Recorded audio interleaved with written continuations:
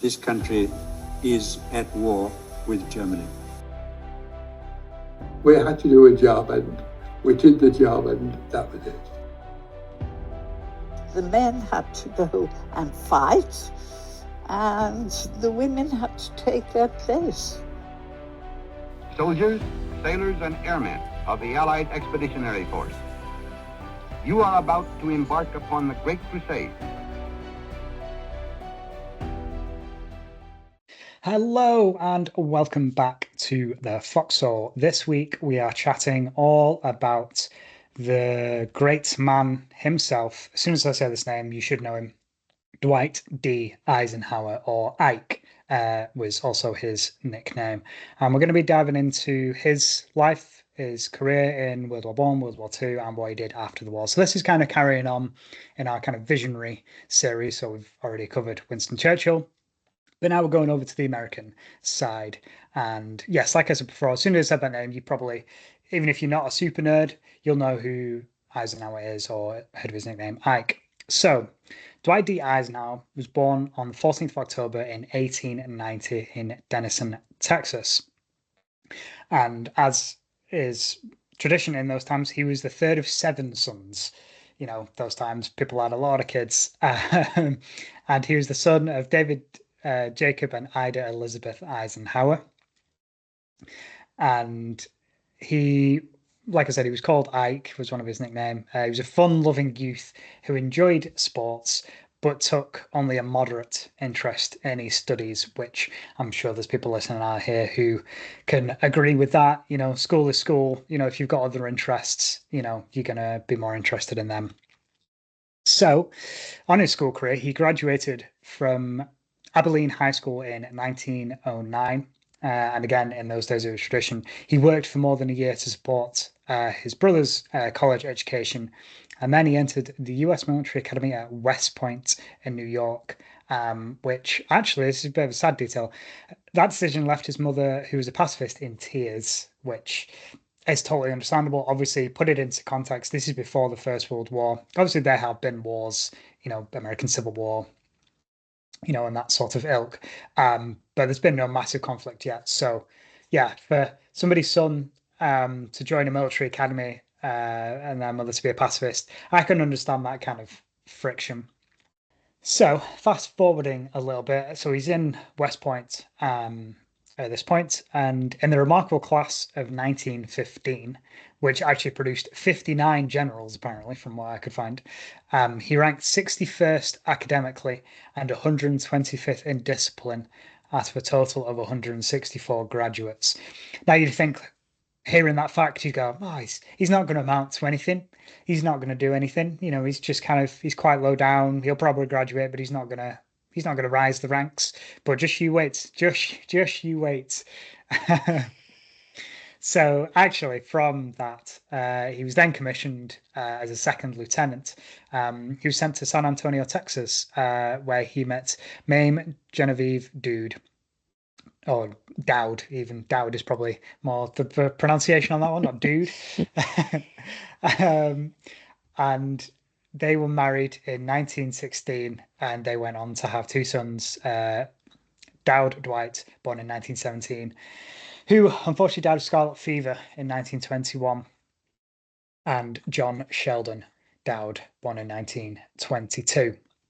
So, got a quite stable, unfortunately losing his first son, but got a quite stable family going on, just before the First World War. And then because of his involvement in West Point and, being a second lieutenant, during the First World War, he commanded a tank training center, and he'd already started to work his way up. So he'd gone from second lieutenant, and during this time, he was promoted to captain and received a Distinguished Service Medal.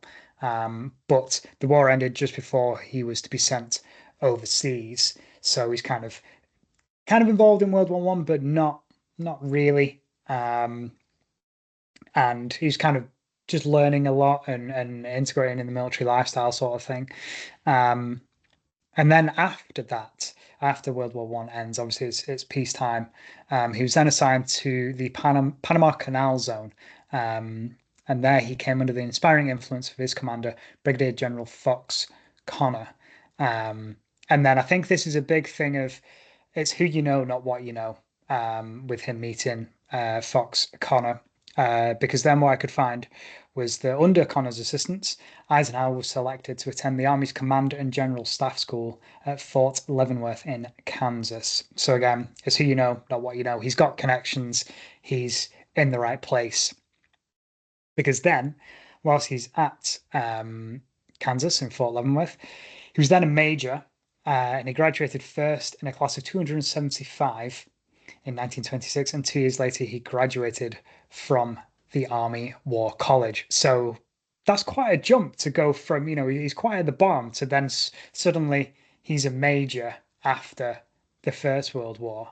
And then you kind of found more about this is kind of like the lead up to the Second World War, isn't it? So I don't know if you want to take over and dive into his World War II service. Yep. So from then, he served in France, where he actually wrote a World War One guidebook of the battlefields, which I thought was interesting. Mm. And in Washington, D.C., before becoming aide to the Army Chief of Staff, General Douglas MacArthur, who played a big role in World War II. He took the surrender of Japan in 1945. So 2 years later, he accompanied MacArthur to the Philippines to assist in the reorganization of the Commonwealth's army. While he was there, he was awarded the Distinguished Service Star of the Philippines and promoted to the rank of Lieutenant Colonel. So he returned to the US shortly after Germany's invasion of Poland. In March 1941, he became a full colonel.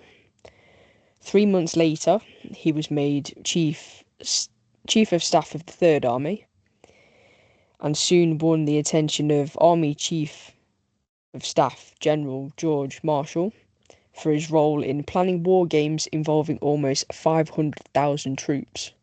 So he certainly knows what he's doing by this point.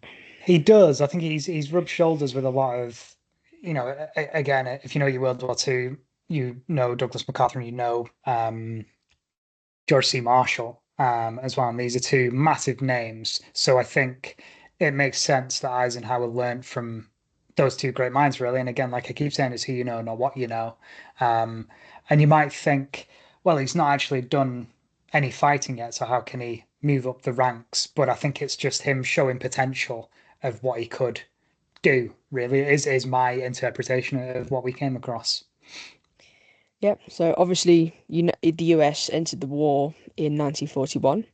Marshall appointed Eisenhower to the Army's War Plans Division in Washington.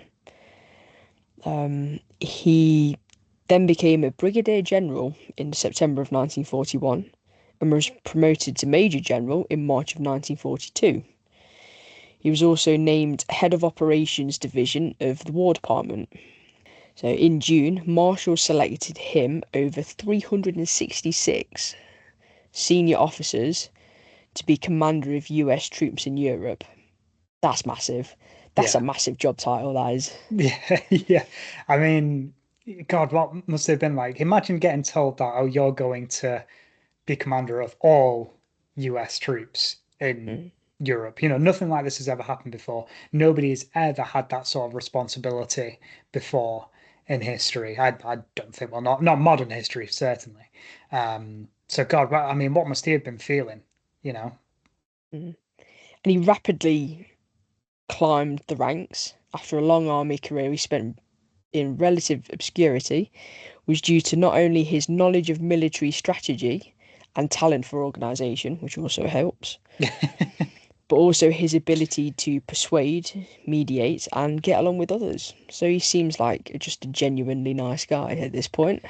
Yeah, I think he's kind of the opposite side of Bernard Montgomery. You hear a lot about Monty and, he rubbed people up the wrong way and he was crass and he was short. Not short in, well, he was short in stature, but he was short-tempered.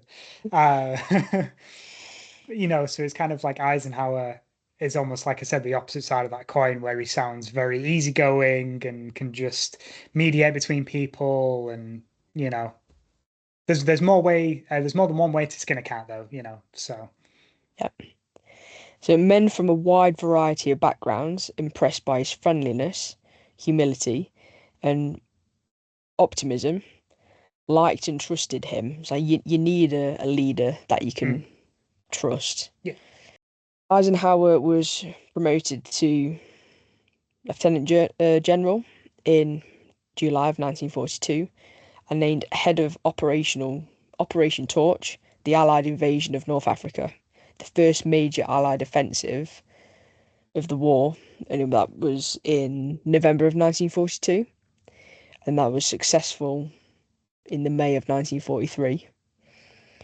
So he did a good job there.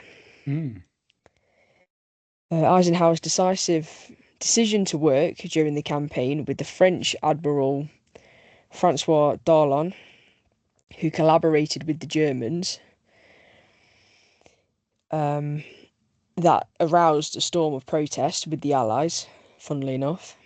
But Eisenhower's action was defended by President Roosevelt. So, if you've got the backing of the president... Yeah, it doesn't go any higher than that, yeah. Yeah. So just a quick note on Darlan, because if you don't know why he collaborated with the Germans, he was basically a French minister, the French foreign minister from 1941 to 42. He gave up his ministerial post to become commander-in-chief of all Vichy French military. So the Vichy French were French, but on the German side. In November that year, Darlan happened to be in Algiers when the Allied invasion of French-ruled Morocco and Algeria began.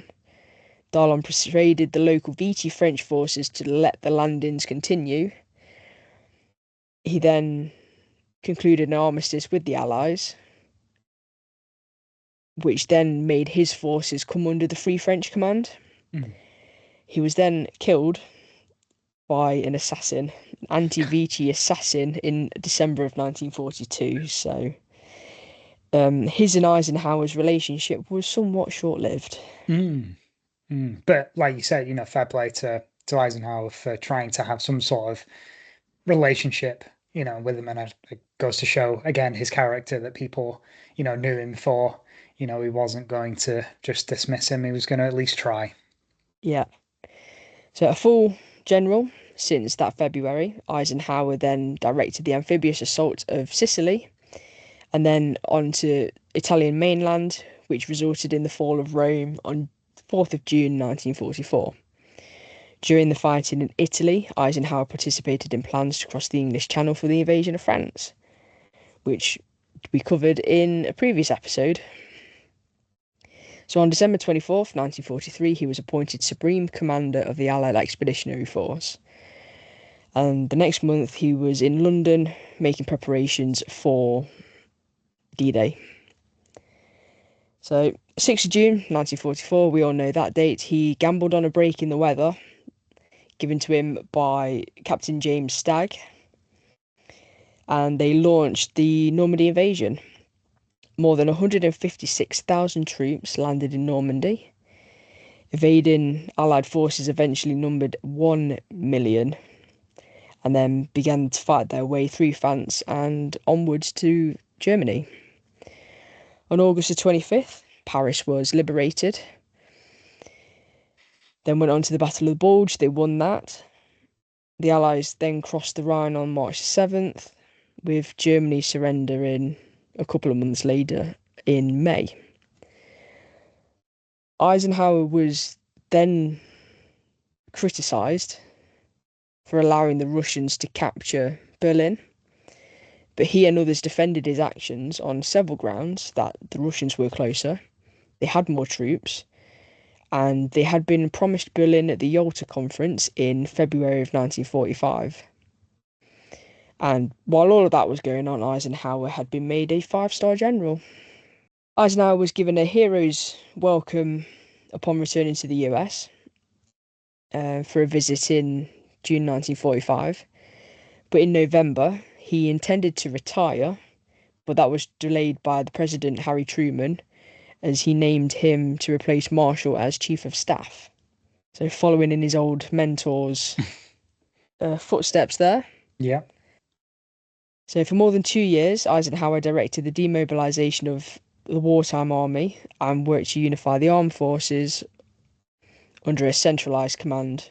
In 1948, he left active duty as the most popular and respected soldier in the United States and became president of the Columbia University in New York City. He then published a book, Crusade in Europe, and that made him very wealthy. Yes, why not? I'm not surprised. Yeah, because people, like you say, is the most popular and well-known soldier in inverted commas, in U.S. Army history. And yeah, because if you compare him to other, Patton and Bradley, obviously Bradley and Patton are below on the chain of command. They're still well known, but I think my I've read a bit about Patton, and he's very, very polarizing. People like him. I personally don't, and I think Bradley. People know that he was a good commander, but that's about it. He's just very like, oh yeah, he was okay, you know.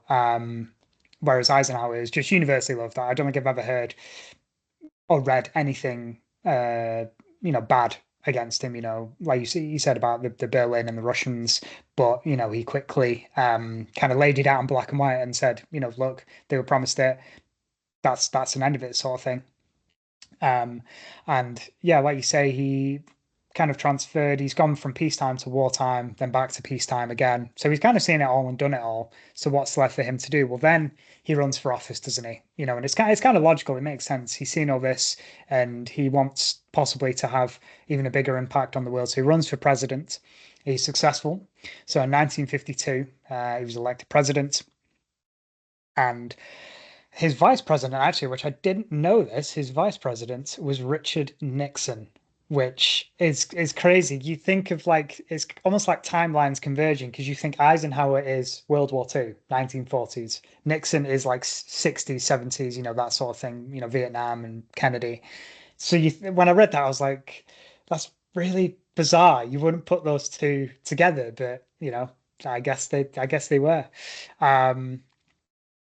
But during his presidency, Senator Joseph McCarthy begins investigating various government departments and questioning witnesses about their suspected communist affiliations. So this is kind of, the start, a bit towards the start of the Cold War, and our suspicions of the Russians. I think during World War II, there was always that suspicions where obviously we did things very, very differently to the Russians. We did steel, not flesh. They did flesh, not steel, in terms of their fighting. So he already had this problem to deal with, literally just after he's elected.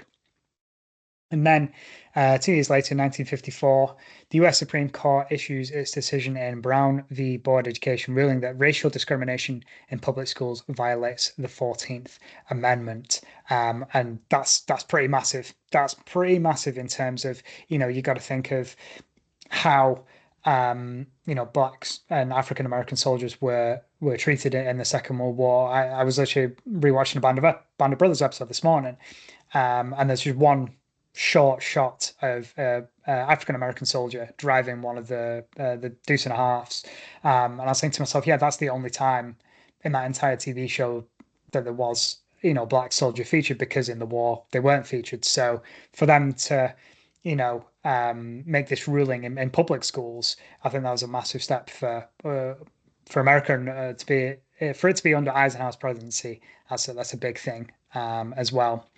But I think one of the most interesting things that I didn't know, and again, you don't put these two things together, but apparently in 1958, the National Aeronautics and Space Administration, NASA, is established.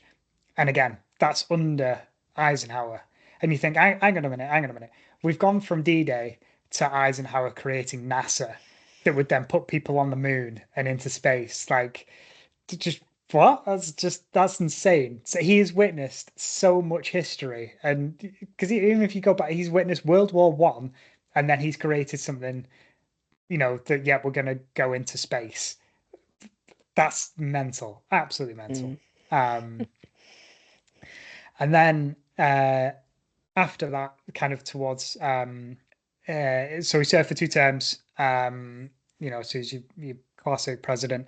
But after, or just before he retires after a second term. He actually met with Soviet Premier Nikita Khrushchev in the United States, and obviously, like I said before, the rise of communism and people are starting to get suspicious. So that was a massive thing back then. I have no doubt about that. And then, yep, in 1961, he retired after his second term, and then went on to live. And unfortunately, he died in March 28th, 1969, which, God, yeah, I mean, what a life. What a life. Like I said before, he's seen everything. He's gone from before the First World War, Second World War to NASA being created. Just, yeah, seen it all and done it all. Yeah, an amazing man. Certainly was an amazing man. Done it all, seen it all. Yeah.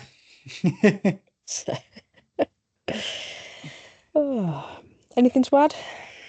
No, I think that's everything covered for the 34th President of the United States, Dwight D. Eisenhower or Ike. And actually, there was two. I found a good quote that you probably found actually. The people who would say, "I like Ike," and I think that said a lot for him. And I also found a really good quote that'd be nice to end on. He said, "I couldn't find when it was said." But apparently he's quoted as saying, "Don't join the book burners. Don't think you are going to conceal faults by concealing evidence that they ever existed. Don't be afraid to go in your library and read every book." And I certainly agree with that. Reading is an amazing hobby and a thing to do. There's plenty of Second World War books out there to keep you entertained. My collection is ever growing. So I say hear to Eisenhower saying that. So yes. Yep, on that note, thank you for joining us this week for our Second World Leader episode. Who do you want us to do next? Let us know. Drop us a message or an email, anything. Drop it in the comments. Let us know who you want us to do next and we'll get it done. And on that note, thank you for listening and watching, and we'll see you next week.